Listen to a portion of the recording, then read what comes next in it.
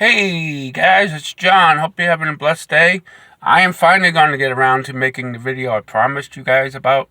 And I'm sorry, Bill and Miss McCreary, about not sending out videos for my UCF games. I still haven't quite figured out how to do clips from a camera that I got that just tapes the whole thing. For accountability reasons, I want to carry a camera with me. But anyway, last year, there was a student there, and his name is, I cannot say it because it's Portuguese, but it's spelled Worilo. He is from Brazil Peninsula. That's about as far south in Brazil as you can get. On my Facebook page a couple of days ago, you can see where he was born. His father is like a provincial governor, more or less, of that area. He grew up a Roman Catholic, was going to church every week. Well, after a couple of weeks of us talking and him asking me questions, I got to know him. He gave me his email. We would talk on the phone. And everybody calls him Pablo. He's 20 years old, second year to UCF, trying to learn about American football, trying to figure out why so many people like it. He never had seen it till last year. A friend of his invited him to a UCF game, and so he's still trying to figure out the game. So he had some questions to me about football, which is kind of funny. But it was anyway great. I got to speak to him, give him some apologetic questions, some other questions about why the Protestants. I grew up a Catholic, as many of you guys know about me. So a lot of questions he had about the Catholic faith. I understood where he was coming from. Never was disrespectful to him. Always respected him and gave him loving answers, even he said that. But anyway, last Sunday and this Sunday, because I heard from a few minutes ago, that he's been going to a Protestant church, a Baptist church, that's near UCF.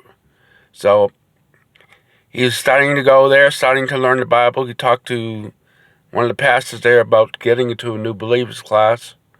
And still has some questions about the difference between Protestants and Catholics. But he definitely says he likes the church a lot better because they do a lot more Bible study. And he was very curious about the Word of God even when I first started talking to him, because he currently didn't know much about the Word of God.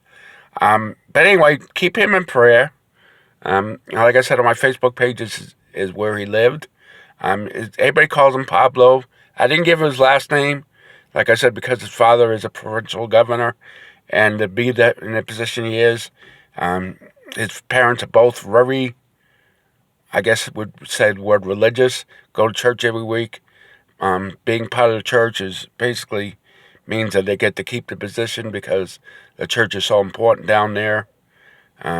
He speaks his parents and him and his brother, and he's got a younger sister about 12 to 14 years old. I think she's about 13 to 14. I'll go to Catholic church. Already, steeped in the Catholic tradition. So he doesn't know exactly how he tell his parents that he's starting to go to Protestant church, and if that will affect his relationship with them. So I told him for now, just don't tell him. I hope that's not bad advice, but see what you think. If you guys give me some advice about what he should be telling his parents about if he starts, going to church on a regular basis, which I prayerfully hope he keeps on going to church. But anyway, please pray for him. I had a great year at UCF, because after game 2, he would just sit there and listen to me preach to the time I left. And would help me. He would actually help pass our gospel tracts. He speaks very broken English still. Good enough to take classes, but when he takes classes online, which most of all his classes right now are online except one, he can have translated into Portuguese, so he doesn't have too much trouble with that. But he is definitely making progress in English. When he writes, he's a good English writer, but just not great at speaking English yet, Not proficient, I would say. He's, you can understand him, but you could still tell him he didn't grow up an English speaker. But he does speak Spanish and Portuguese very fluently on both, so that helps.